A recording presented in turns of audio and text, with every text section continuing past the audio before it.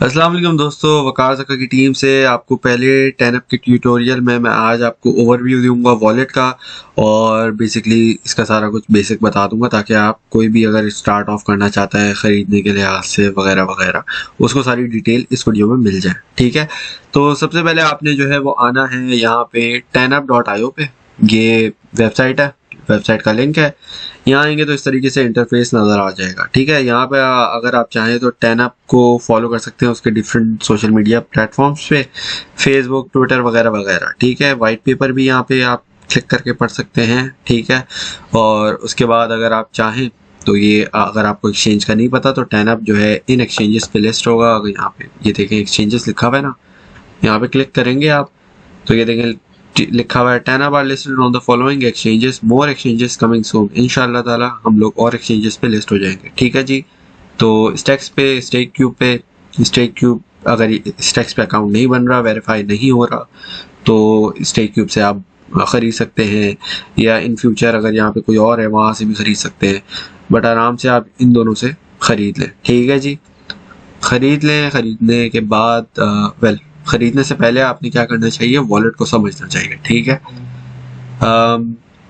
Wallet को download करेंगे। देखिए वॉलेट लिखा हुआ है ना, यहाँ पे क्लिक करूँगा वॉलेट तो ये ऊपर ये बेसिकली तो डाउनलोड वॉलेट नाउ पे क्लिक करेंगे हम।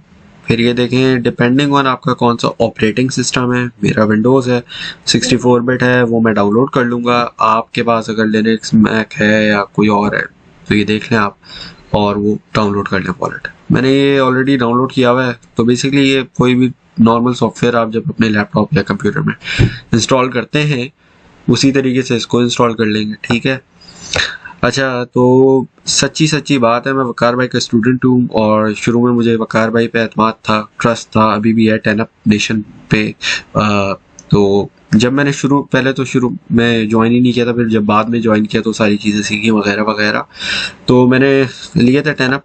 तो ये देखें, अच्छा इसको आप जब पहली मरतबा, अच्छा तो मूविंग ऑन, ये बेसिकली पुराने कॉइन्स है। इसको अगर आप देखें, ये देखें तो ये जो एड्रेसेस बने हुए 2018 के बने हुए, बेसिकली 2.5 साल पुराने हैं ये। बहरहाल तो मूविंग ऑन, यहाँ पे अगर हम देखें कि ये ओवरव्यू का सेक्शन है, लेफ्ट हैंड पे अगर ये हम देखें ना तो ये एक पैनल देता है हमें, overview, send, receive, transaction, master notes. ठीक है जी, तो ओवरव्यू में आपको बेसिकली ओवरव्यू दे रहा है कि भाई लॉक कितने हैं, टोटल कितने हैं, ये थोड़े ट्रांजैक्शन, रीसेंट ट्रांजैक्शंस वगैरह दिखा देता है आपको। ठीक है, इसके बाद सेंड में आपके पास ऑप्शन होता है, अगर आपने किसी से कुछ ख़रीदा वगैरह है, टॉफ़ी वगैरह ख़रीद ली, कुछ फ्रूट्स, कोई खाना वाना, और आपने भेजने है किसी को 10up। ठीक है, तो आपने यहाँ पे उस बंदे का एड्रेस टाइप किया और यहाँ जितनी भी आपने जो भी अमाउंट है वो टाइप कर दिया और इसको यहाँ पे क्लिक करके सेंड कर दिया। ठीक है जी, मतलब मैंने तो अभी कुछ किया ही नहीं है तो वो रेडी हो गया। खैर बहरहाल, तो रिसीव में हम आएंगे। यहाँ पे ये मैंने टाइप करके ऑलरेडी रखा हुआ था कि लेट से अगर लेट से मैं एक फ्रूट वाला हूँ, एग्जांपल दे रहा हूँ, और मुझे जो है ना वो फ्रूट मैं बेच रहा हूँ, तो मैं लेबल बना लिया कि फ्रूट भी बेच रहा हूँ, सैलड भी बेच रहा हूँ, वगैरह वगैरह चीज़ें बेच रहा हूँ। तो अगर चाहूँ तो मैं इस पे लेबल पे, नाम पे इस पे लिख सकता हूँ कि भाई ये ऑप्शनल है कि इस एड्रेस से, ये जो मुझे एड्रेस देगा उससे ये लेबल कोरिलेट करेगा। ठीक है, तो अमाउंट लिखना ज़रूरी नहीं है, लिख सकता हूँ, ऑप्शनल है। उसके अलावा बस फिर मैं यहाँ रिक्वेस्ट पेमेंट पे क्लिक करूँगा तो ये देखें इस तरीके से ये जनरेट हो जाएगा। ठीक है जी, अब इसी एड्रेस को मैं, वैसे ज़रूरी नहीं है सिर्फ फ्रूट के लिए यूज़ करूँ, कोई भी दुनिया में हज़ारों चीज़ें हो सकती हैं मैं सेल कर रहा हूँ, तो एक ही एड्रेस जो है वो 10,000 बार भी आप यूज़ कर सकते हो, अनलिमिटेड टाइम्स यूज़ कर सकते हो। इसमें ये नहीं है कि बस एक ही ट्रांजेक्शन के लिए एक एड्रेस होता है, ऐसा नहीं होता। ठीक है, तो अनलिमिटेड ट्रांजेक्शन्स के लिए एक ही एड्रेस आप यूज़ कर सकते हो।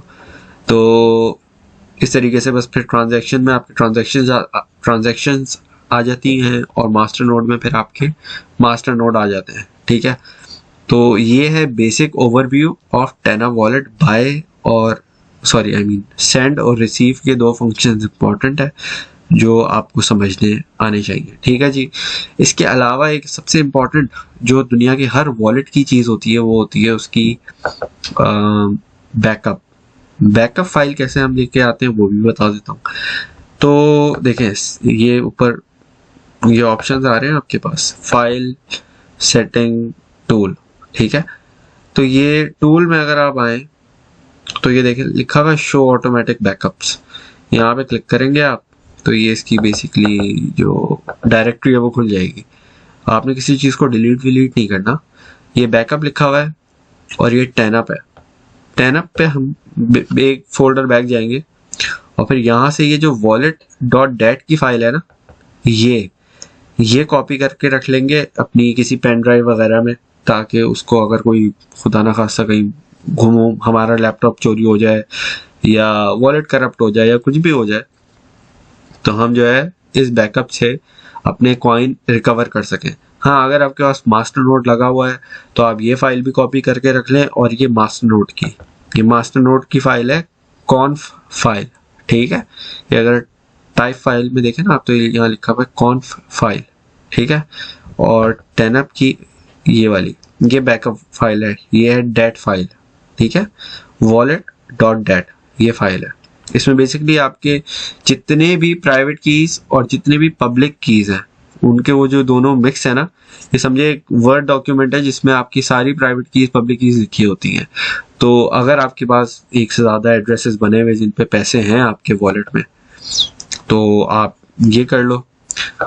ठीक है, तो और ये सेव करके किसी पेन ड्राइव वगैरह में रख लो ताकि उससे ना आपको खुदा न खास्ता अगर आपने लैपटॉप में ही रखा हुआ है अपना बैकअप और लैपटॉप ही चोरी हो जाए तो फिर रिकवर कैसे करेंगे आप। ठीक है, तो एटलीस्ट मैं तो ये रेकमेंड करूँगा कि 2 मरतबा बना के आप 2 USB में सेपरेट जगह रख दें कि खुदा ना खास्ता एक जगह से USB चली भी जाती है तो दूसरी तो सलामत रहती है। ठीक है, उसके अलावा अक्सर लोग ये भी पूछते हैं कि जो है वो ये हम जो बैकअप है वो कितनी बार बनाना होगा। बैकअप आपने एक ही बार बनाना है। ठीक है, हाँ, अगर आपने देखें अब ये लेट से मेरे पास यहाँ 10 एड्रेस बने हुए हैं। ठीक है, एग्जांपल दे रहा हूँ। अब 10 एड्रेस को जो मैंने बैकअप बनाया था ना पिछली मरतबा, तो वो 10 एड्रेस उस बैकअप में सेव होंगे। लेकिन अब मैं अभी इस वीडियो में जैसे मैंने ये फ्रूट वाला बनाया ना, ये पिछली वाली डेट फाइल में सेव नहीं होगा।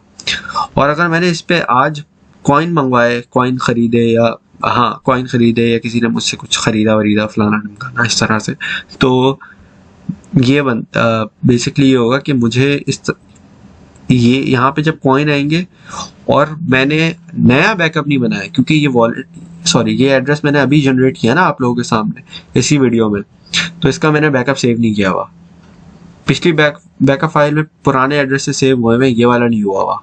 ठीक है, तो ये वाला नहीं आएगा। अब इस पे 1 कॉइन हो, 1 लाख हो, 1-2 जो भी हो वो मुझे रिकवर नहीं होगा। फिर मुझे वही रिकवर होगा जो पुराने वाले बैकअप फाइल में जितने एड्रेसेस सेव थे।